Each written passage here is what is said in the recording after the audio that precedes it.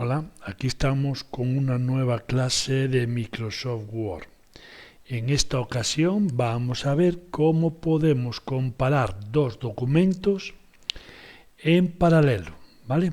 Bien, aquí tengo un documento y ahora voy a abrir otro más. Abrir, no sé ni cuál tengo. Tengo oferta libros, voy a escoger este. Ahí está, ¿vale? Y ahora viene lo importante. Aquí en vista escojo ver en paralelo. Ver en paralelo. Doy a ver en paralelo. Ahí está. Aquí parece que se ha liado un pelín. Ahí está. Listo. Fijaos lo que ha hecho. Lo primero que hizo es marcar lo de ver en paralelo, que lo hice yo, y automáticamente marcó la casilla esta de desplazamiento sincrónico. ¿Vale? Entonces, en este caso, cuando yo muevo un documento, se mueve el otro. Voy a hacerlo más pequeño, más grande, como queráis. ¿Lo veis ahí?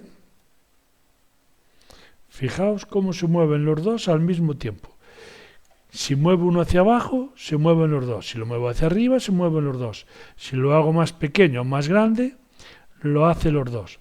Entonces, digamos que de un simple vistazo ya veo que, por ejemplo, aquí hay una pequeña diferencia, 20-25. Aquí hay otro descuento más, aquí hay 25 y aquí tengo el 20, ¿vale? Ahí está. Y lo importante es que al mover uno se mueve el otro. Aquí tengo los horarios puestos y aquí no hay horarios.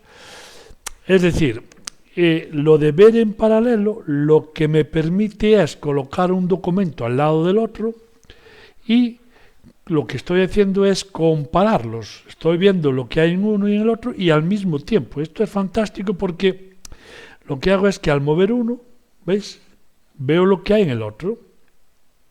Puedo hacerlo más pequeño y puedo hacerlo más grande. Ahí está.